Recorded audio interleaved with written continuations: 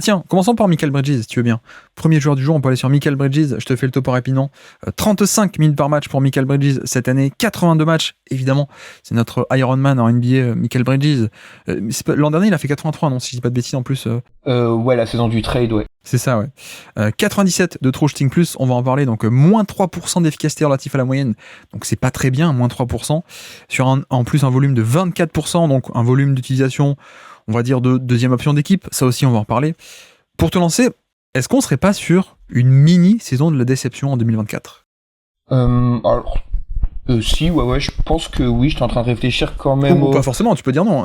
Non, je réfléchissais parce que c'est vrai qu'on en attendait beaucoup. En fait, c'était la première vraie saison où il changeait de rôle. Si on accepte les quelques mois de fin de saison passée où c'était un peu n'importe quoi à Brooklyn.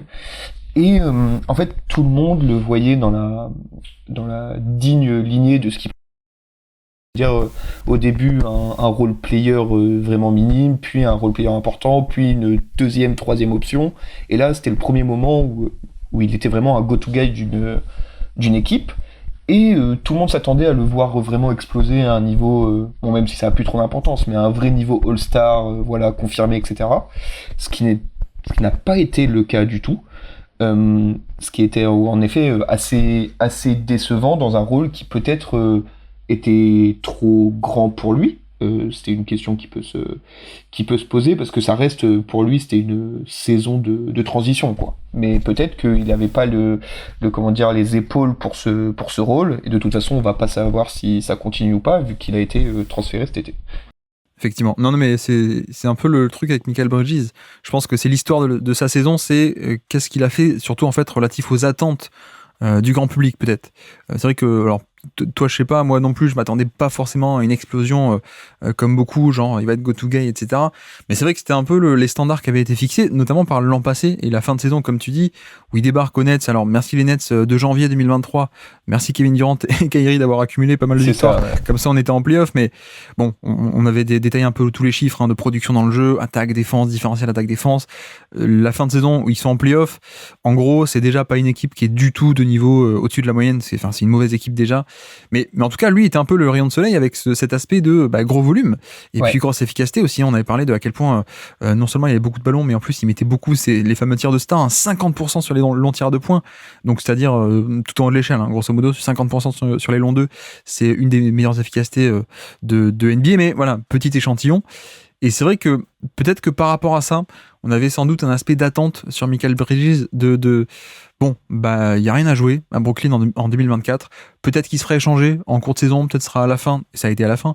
Mais en tout cas, on va essayer d'un peu de le passer au révélateur, peut-être de tester un peu cet aspect de go-to-guy puisqu'on n'a rien sous la main, peut-être même de faire gonfler un peu sa cote, parce que imaginons que ça marche, on pourra le revendre encore plus cher quoique il a déjà été vendu cher, mais bref, à l'époque on se disait si c'est un go-to-guy, on peut le vendre plus cher qu'un simple un role-player génialissime. C'était un peu l'idée. Et c'est vrai que tu vois, sans même parler d'efficacité, ne serait-ce qu'en termes de volume, on n'a pas eu ça. On parlera peut-être après de qu'est-ce qu'il a fait de bien, pas bien, efficacité, etc. Mais rien qu'au niveau du volume, on était l'an dernier à 29% de volume sur la fin de saison à Brooklyn. Donc quasiment à la barre des superstars, des stars en tout cas. 30% de la barre des 30% un peu symbolique des stars.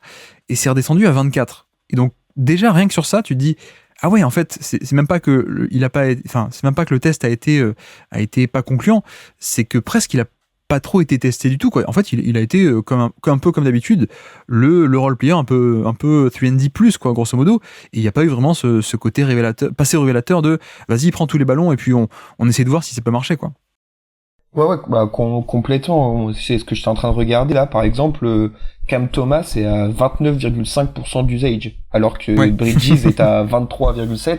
Bon, c'est pas les mêmes profils, mais c'est ce que t'étais en train de souligner, c'est qu'il n'a pas réussi à franchir le cap, que ce soit en termes d'efficacité, que ce soit juste en termes de leadership sur le terrain. Et ce qui apporte de la frustration, c'est que, comme tu l'as précisé, les quelques mois de fin de saison dernière à Brooklyn étaient vraiment sur un nuage. Et la question se posait si c'était une surchauffe, si c'était son réel niveau, et en tout cas sur cette saison, ça a vraiment semblé être une une surchauffe, sachant que tu l'as précisé il y a quelques secondes, il a un shot making un peu à l'ancienne, un peu à la Kevin Durant ou un peu à la superstar, en prenant beaucoup de mi-distance.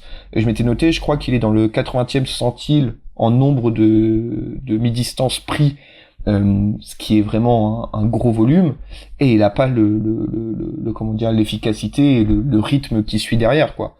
Ce qui est assez dommageable, parce que son efficacité au shoot, c'était ce qui était sa marque de fabrique il y a encore quelques années, quand il était à plus de 110 de true shooting plus, quand il était à Phoenix. Ouais.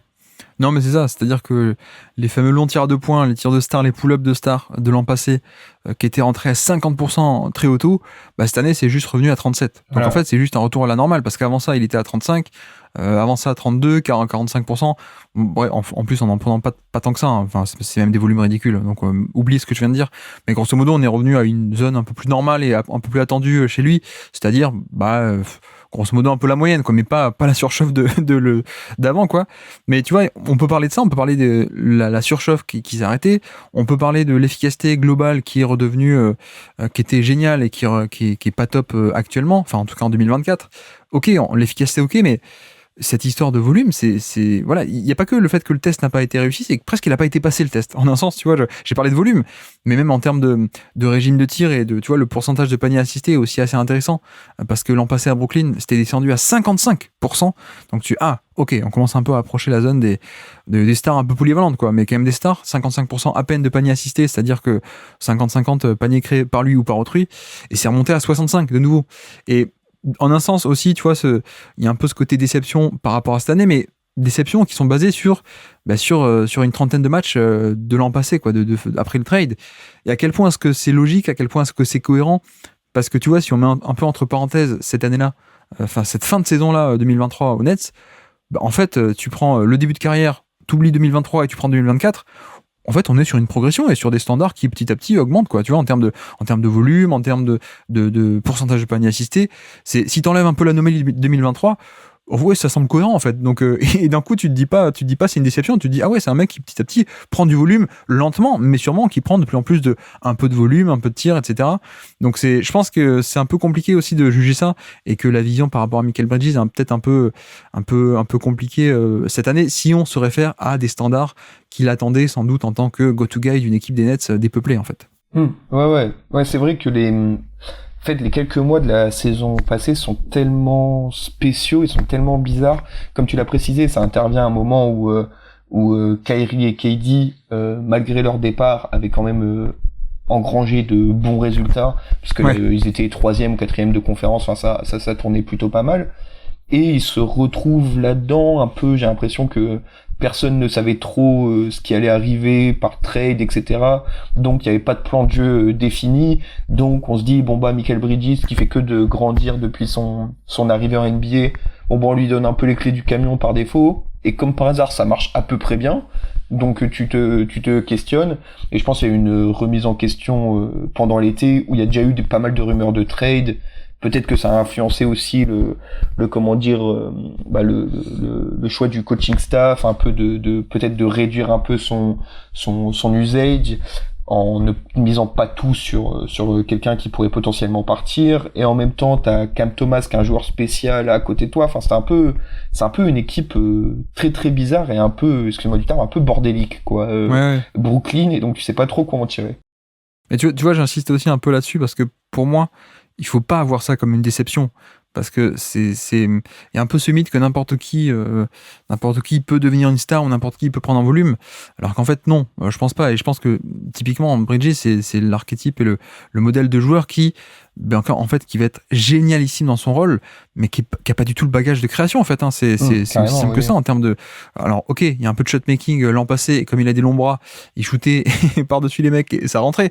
Ok, mais au-delà de ça, c'est pas un mec qui a du passing de création, il a du passing de fluidification et de extra pass, intelligence de jeu, le connecting, ok, mais c'est pas un mec qui va créer du jeu pour autrui beaucoup en termes de création de décalage, faire les passes, faire la lecture. C'est pas un mec qui a un drive de haut niveau, c'est pas un mec qui enfin voilà, vraiment il a pas le bagage. Donc je pense qu'il faut aussi voir ça juste comme que l'équipe soit remplie ou dépeuplée, ça change rien en fait à lui ce que lui va faire, pardon, parce qu'il a juste pas les outils pour le faire, quoi. Donc c'est pas aussi simple, c'est pas aussi basique, je trouve, que de dire bon bah l'équipe, il y a personne, c'est à toi de le faire. Bah non, en fait tous les joueurs ne peuvent pas le faire. Et tu vois, tu parlais aussi de Cam Thomas, c'est pour ça que lui a un tel volume, c'est qu'il y a Bien un sûr, peu que lui qui peut créer.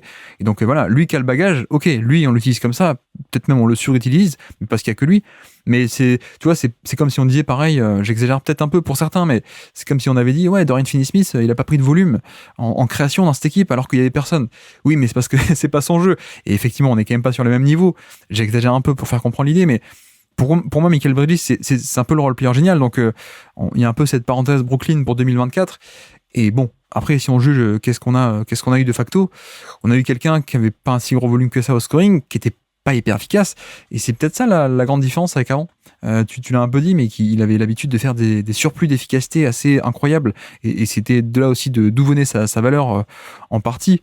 Mais là, on est sur quelqu'un qui a retrouvé un peu un volume modeste et un côté pas star, mais pourtant l'efficacité elle suit pas. Donc c'est aussi un peu dommage. Donc tu vois, ça pour le classement et pour l'exercice du jour de juger qu'est-ce qui a été en 2024 de facto, je pense que je vais un peu en tenir compte. Et puis après encore, on n'en a pas parlé, mais il y a aussi la question de la défense qui, c'est pas qu'il est devenu mauvais, c'est juste que comment est-ce qu'on peut juger ça dans un tel effectif aussi? C'est une autre complication, on va dire. En fait, il y a quand même, je pense que c'est important de souligner qu'il y a plusieurs profils quand même de joueurs. Il y en a qui peuvent endosser ce rôle d'option dans le néant, d'option offensive un peu dans une attaque où c'est le néant. On a parlé il y a quelques secondes là de Cam Thomas, c'est un peu son rôle. Et comment il s'appelle, Michael Bridges, il a un peu ce rôle un peu comment dire entre deux profils où il peut complètement changer une attaque qui tourne bien en la faisant encore gagner en efficacité, en fluidification, etc. Par contre, dans une équipe qui ne tourne pas, c'est pas du tout le profil qui est fait pour, parce que comme tu l'as précisé, il peut pas driver, il a du mal à se créer son shoot tout seul, et c'est pas un très bon passeur. Donc je pense que le rôle qu'il avait à Phoenix était parfait pour lui, et j'espère que celui qu'il aura à New York offensivement sera idéal pour lui, mais en tout cas sur le papier, ça lui correspond bien plus que ce qu'il avait à Brooklyn. Oui, tu veux dire, c'est un peu le mec qui peut t'élever le plafond de l'équipe, le niveau maximum. Et une équipe qui est déjà bonne, il peut la sublimer de par tout ce qu'il fait un peu de défense, de connecting, de shoot, etc. Mais c'est pas un mec qui peut élever non pas le plafond, mais le plancher, le niveau minimum. Il peut pas faire passer une équipe qui est catastrophe à bonne. Par contre, tu le mets déjà dans une équipe bonne, qui a de la création et qui a déjà un système en place, etc. Il peut la faire passer à élite parce qu'il peut apporter ce genre de profil. Mais oui, mais tu vois, on parle de ça, mais c'est un peu l'inverse aussi dans d'autres cas. Hein. T'as d'autres mecs, on va pas dire de nom, mais qui ont aussi un côté profil rigide, qui ont été des créateurs toute leur vie. Tu leur demandes de devenir un 3&D dans une équipe en étant plus vieux, une équipe où il y a déjà d'autres mecs, ils peuvent pas non plus, quoi. Donc c'est toute une question de profil à mon sens. Mais oui, vas-y, excuse-moi, tu voulais dire sur la défense, c'est ça? Ouais, non, c'était juste pour ajouter deux, trois mots sur la défense. Je suis d'accord avec toi, je pense que c'est dur de le juger, comment dire, dans un peu ce marasme collectif, mais j'ai quand même eu l'impression sur les quelques matchs que j'ai vus et les séquences que j'ai revisionnées pour préparer le podcast, qu'il y avait un peu comment dire, un peu de laisser aller. Je sais pas si c'était, je sais pas si c'est lié au fait qu'il jouait absolument rien, si c'est lié au fait qu'il avait un petit peu plus d'usage offensif et donc fallait qu'il se repose. Je sais pas d'où ça vient, mais il y avait quand même un peu cette, je vais pas dire démotivation, mais presque de sa part, ce qui ne lui correspondait pas. Enfin, en tout cas, on l'avait pas vu sur les années Phoenix, quoi. Oui. Et qu'on peut comprendre, hein, Bien sûr, parce que ça joue rien, c'est cata, etc. Mais c'est vrai que si nous, pour le juger, qu'est-ce qui s'est passé de facto, on va prendre en compte ce truc, et je te rejoins un peu sur cet aspect où on n'a pas eu du tout le vrai Michael Bridges défensivement, même s'il y a des raisons, on l'a déjà évoqué. Mais tu vois, notamment, indicateur comme un autre, si vous n'avez pas envie de vous retaper des matchs pour voir qu'est-ce qu'il a fait concrètement en termes de scouting, contenir les pénétrations ou pas, traverser les écrans ou pas. Tu vois, l'indicateur un peu du playmaking défensif, il a jamais fait aussi peu de stock, donc de blocs et de steal, ou alors il a jamais eu un block percentage aussi bas. Enfin bref, c'est effectivement un peu des indices comme ça ouais, ok, on a un peu levé le pied, mais ok. Et donc avec ce cas compliqué, Qu'est-ce qu'on en fait dans le classement? Si on va voir le classement, où est-ce qu'on l'imagine? Dans quelle zone? Alors, moi, je le vois bien juste derrière Scotty Barnes, donc en 43. Euh, Ouais. Parce que je pense que c'est un peu... Alors, Scotty Barnes a peut-être un peu plus de création comment dire, que Bridges, mais je le vois bien dans ses profils de joueurs qui essayent de se débrouiller un peu dans des équipes qui jouent pas grand-chose, avec encore pas mal d'améliorations à faire, que ce soit sur l'efficacité, sur le playmaking, sur la création pour soi-même. Donc moi, je le sentais bien par là. Alors j'essaie de regarder un peu, mais je pense que c'est ce qui lui correspond le mieux. Donc on a du Julius Randle qui est par là, 40, Bradley Beal 41, Scotty Barnes 42, on a aussi Franz Wagner et Alperen Sengun qui sont un peu au-dessus également, donc c'est un peu un groupe de créateurs, j'ai pas envie de dire secondaires parce que ça c'est après, mais de créateurs à plutôt bon volume, pas hyper efficace, mais c'est quand même de la création. J'avoue que j'étais plus bas que ce groupe-là. En tout cas, moi c'est là que j'aurais mis le vrai Michael Bridges. En un sens, tu vois, le Michael Bridges de Phoenix, je l'aurais mis là, voire même peut-être un peu au-dessus, au-dessus de certains. Mais tu vois, par rapport à ça, c'est quand même des mecs qui ont de la création. Tu vois, Scotty Barnes, c'est quand même de la création, quoi, de offensive, qu'on n'a pas chez Michael Bridges. J'avais un autre point de repère, moi, qui était, tu vois, on a KCP et Jaden McDaniels, 46-47. Donc on n'est pas loin en dessous, mais pour moi, c'était un point à pas dépasser. Je sais pas ce que tu en penses, parce que il y avait un peu cet aspect ils ont quand même fait des saisons un peu d'élite défensivement. En plus, KCP avec l'attaque en plus. La version 2024 de Michael Bridges m'a pas vraiment impressionné, donc je suis pas sûr de le mettre au-dessus de ces mecs-là, quoi. Ouais, bah c'est pas, de toute façon, c'est pas très, très, très, très loin. Il y a 4-5 places d'écart. C'est vrai. Je comprends, je comprends tout à fait. Après, c'est vrai que moi, malgré le manque d'efficacité, enfin, tout ce qu'on a dit, le manque de création pour autrui, etc., j'ai quand même pas mal comment dire, je note, enfin, je valorise pas mal le fait quand même d'être ce créateur, comment dire, principal ou secondaire, là où par exemple je voyais McDaniels et KCP notamment ne le sont pas du tout. C'est vrai. C'est pour ça que je l'ai augmenté, parce que c'est toujours ce truc que enfin, il y a des shoots, faut que quelqu'un les prenne à un moment, quoi. Même s'ils sont mal embarqués, même s'ils sont dans de mauvaises possessions, faut les prendre. Et Michael Bridges, en tout cas l'année passée, c'était le joueur un peu à se sacrifier pour prendre ses tirs, comme Cam Thomas, ou comme juste au-dessus, par exemple, des Julius Randle ou ce genre de joueurs. C'est pour ça que j'avais pensé là, mais après, moi, ça me va totalement d'être autour de McDaniels, KCP, parce que c'est vrai que sur la saison passée, ils ont été beaucoup plus valuable pour leur équipe que Michael Bridges. Parce qu'après, tu vois, si on va chercher les autres ailiers ou 3&D, on va quand même taper plus bas. Sur tout ce qui est Keegan Murray 58, Jabari Smith 60. Ça fait très bas, ouais, quand même. Ça fait très bas. Non, mais mais j'avais quand même tapé trop bas. Tu vois, je me posais la question par rapport à eux, mais non, j'avais quand même tapé trop bas. Non, mais alors, mettons-le zone KCP McDaniels, alors, peut-être. Ouais, entre KCP et Banchero, c'est bien, ouais. Ouais. C'est compliqué parce qu'il y a un tel écart entre la zone KCP et puis la zone des autres ailiers que on aurait l'impression de le pénaliser, mais beaucoup trop de le fait de faire descendre de 20 places, quoi, grosso modo. Mais ok, bah mettons-le là. Et donc petit quiz pour finir. Est-ce que tu te souvenais de ceci? Petit quiz pour se remémorer des actions marquantes de la saison. Des quiz, évidemment, surtout les Brooklyn Nets, là où là va falloir creuser, là. Et oui, nous sommes le 27 janvier 2024. Petit quiz pour se remémorer des actions marquantes de l'année. 27 janvier, c'est un contre sur une tentative de dunk de Cam Whitmore. Qui est sur le terrain? Est-ce que tu es capable de citer des joueurs sur le terrain au moment de ce contre spectaculaire et marquant que tout le monde a en tête de Michael Bridges sur une tentative de dunk de Cam Whitmore? Est-ce qu'il y a Cam Thomas? Cam Thomas, oui, tout à fait. Ok. Nick Claxton? Oui. Ok. Est-ce qu'il y a Cam Johnson? Non, pas sur le terrain. Ok. Alors, ils avaient qui dans les postes de meneur? Dinwiddie? Exactement, Dinwiddie.